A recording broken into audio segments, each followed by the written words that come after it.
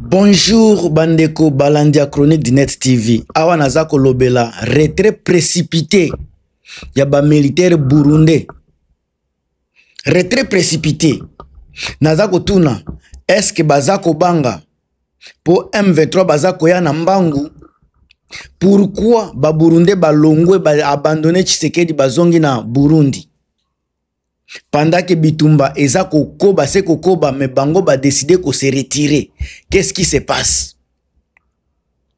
Est-ce que ça risque ya cerclement par ba M23? Est-ce que ça problème ya logistique ou be ba ravitaillement ou est insuffisant? Pendant que toyebi ke bazaka kawana na moins de 20 km? Est-ce que ça ba négation officielle ou be ba réalité à terrain mutesali bango bazonga ou be ba impact militaire et politique? Bandeko makambo ezali awa ebele eza sujet moko très sensible oyo na komema malembe avec douceur po bino bandeko na ngai bo comprendre eloko ezoleka entre Tshisekedi na armée ya Burundi.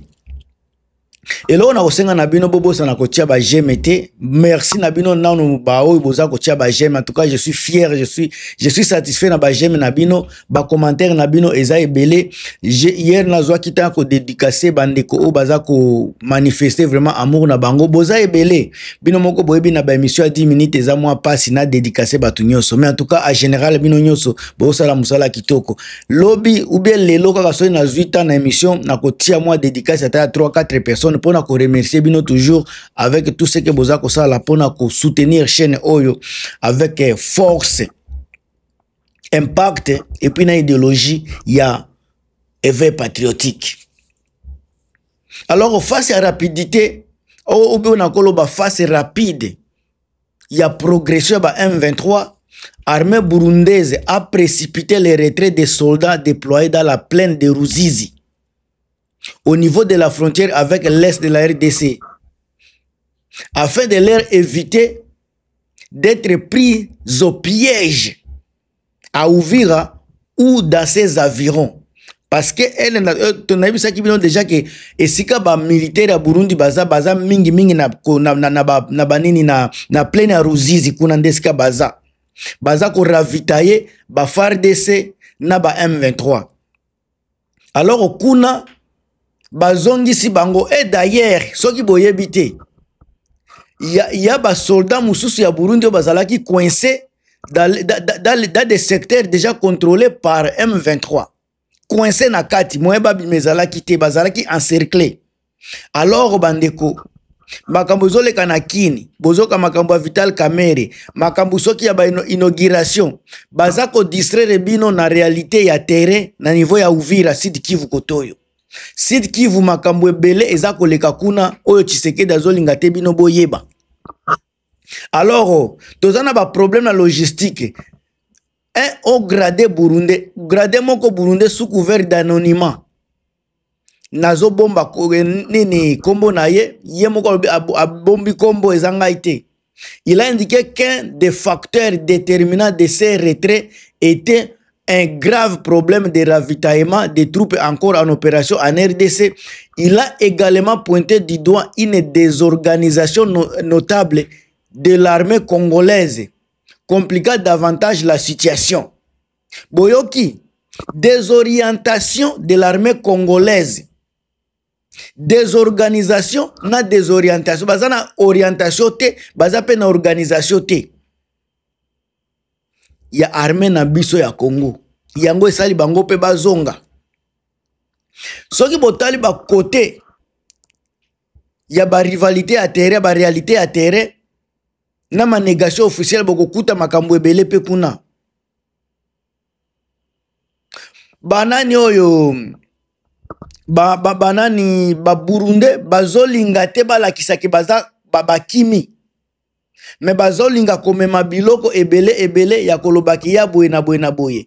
Alors boyoka ndenge bauti kolobaki armée ya Congo baza désorganisé et puis désorienté. Eza ko reflecter l'image. Eza ko reflecter image ya déception ya ba militaire ya Burundi. Armée à Congo baza capable était à se tenir debout, bango pe baza ko banga bakende ko cercler bango. Alors c'est comme si bango ne baza ko bunda place ya ba congolais.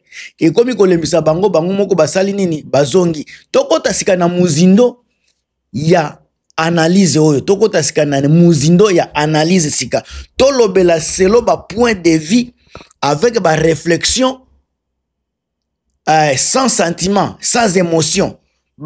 Avec tolobelango vraiment avec langage clair, simple et pire. Oui, Burundi bazana peur y a débordement. Il existe une crainte indirecte, même si le M23 n'a pas pour l'instant fait des revendications territoriales au Burundi, la prise d'Uvira aurait créé un corridor. Ça pourra créer un corridor stratégique jusqu'à la frontière de Burundi. Cela exposerait directement le Burundi, soit Bujumbura, à des filtrations, à des trafics, voire des représailles. Encore Bobo Sanate que Bujumbura capitale est à pembeni. Est à moins de 50 km na Bujumbura na Uvira. Donc baza ba voisin. Alors comprenez la réalité, il y a terrain. Alors, tu as une préservation,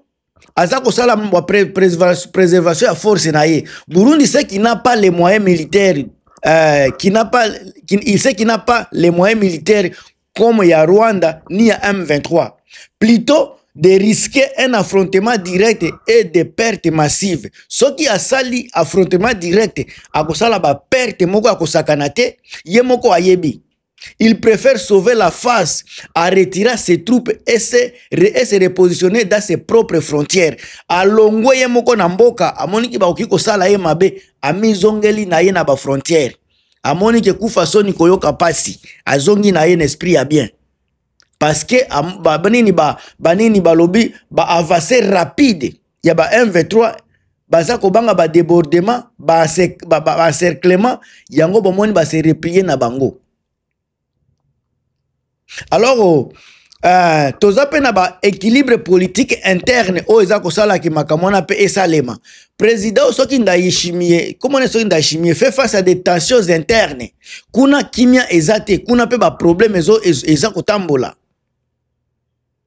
Ba soldats RDC auraient été explosive pour l'opinion burundaise, déjà méfiante de ses interventions extérieures. Donc, makambu ya Congo, ya force congolaise, makambu ya guerre ya Congo, opinion ya Burundi baza content na makambu wana te.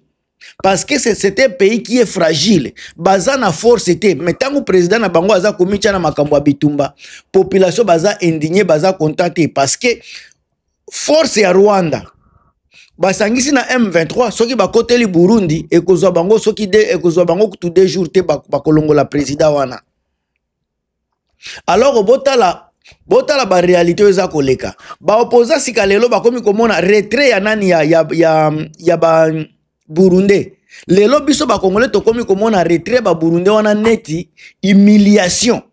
Tshisekedi na batu na retrait kaka wana bazomona neti humiliation supplémentaire et puis bazomona Tshisekedi aza incapable ya ko sécuriser ba alliance militaire régionale aza kaka na moko parce que ba Burundi ba Rwanda baza na yete ba Tanzanie baza na yete Uganda ndenga na mona kaneti bazalaka na Tshisekedi te.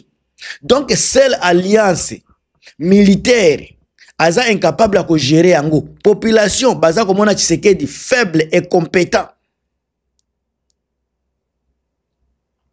Alors ezakola qui s'appelle affaiblissement de la coalition. Ndenge kaka ba Burundi baza ko se retirer ezobimisa directement faiblesse entre Burundi na Rwanda.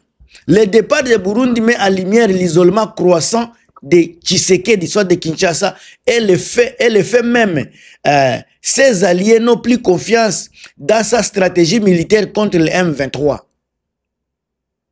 Bozomona. sika oyo ndenge Burundi baza ko se retirer ezo pesa banani batunani ba avantage ezo pesa M23 avantage M23 ba kutala ngoni ni pona nga pona M23 eza victoire symbolique directement victoire symbolique ngai naza ko interpréter retrait wana comme une preuve de puissance. Il y a M23, non seulement qui baza ko gagner terrain, mais baza ko provoquer fuite ya armée étrangère sans même l'affronter directement. Armée bango moko ya Burundi baza ko kima. Armée ya Burundi baza ko kima directement tangu baza ko mona encerclement veni ya M23 bango moko ba kimi ba mikimeli ba milongoli na makambo na biso. Na moni pe eloko mususu affaiblissement ya ba FARDC. Avec moins de renforts à étrangers, FARDC va se retrouver plus exposé à danger devant danger au M23 qui M23 va exploiter vide va exploiter vide ya ba Burundi o ba Burundi batiki va exploiter ango pour avancer vers d'autres zones stratégiques et kozala ska Uvira ba Fizi na ba place mususu kuna. M23 va utiliser retrait comme argument. Même les armées étrangères comprennent que combattre contre nous est inutile. Mieux vaut se retirer. Et comme il peut signaler Mounene na Rwanda,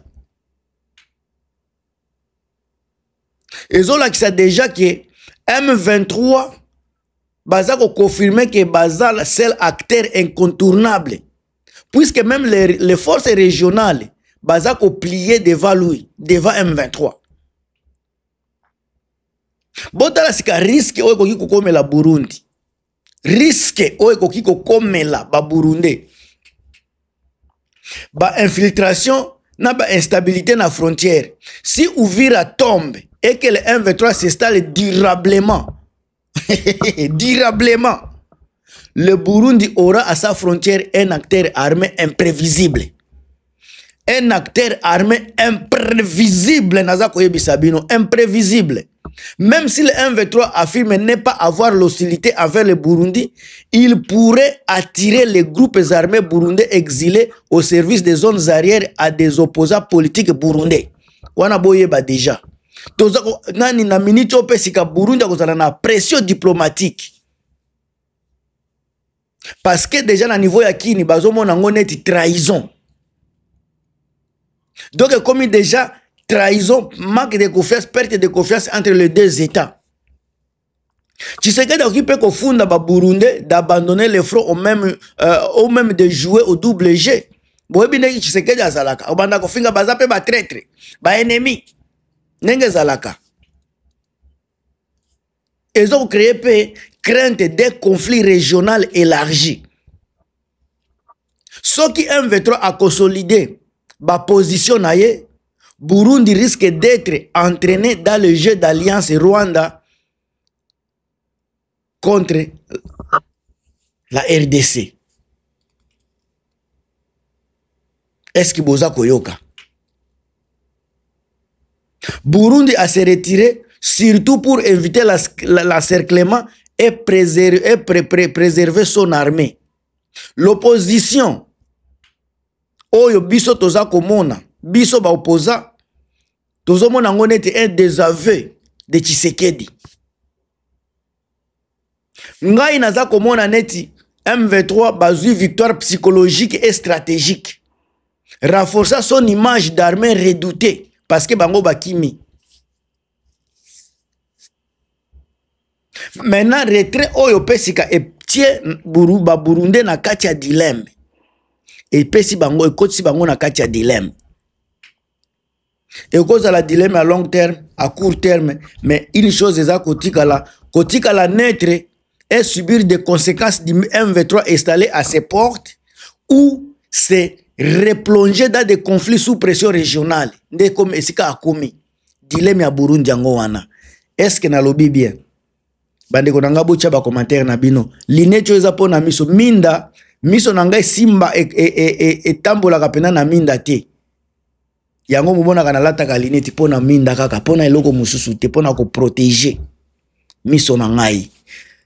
On est à la fin na kati émission bandeko botia ba partage na bino bo commenter botia ba j'aime. On est ensemble. Encore une fois merci na bino tout bandeko bozwa kita ya ko consommer ba vidéo nanga nazana bandeko tande ezate tozana bajana Lukonda na Lubumbashi, Beto Minema, Exaucé Moussole, Charmante Sacha, Pasteur Bavo, Willy Mouakou, merci, merci, merci, na soutien Nabino. On est ensemble, on se revoit, à très bientôt. Bye.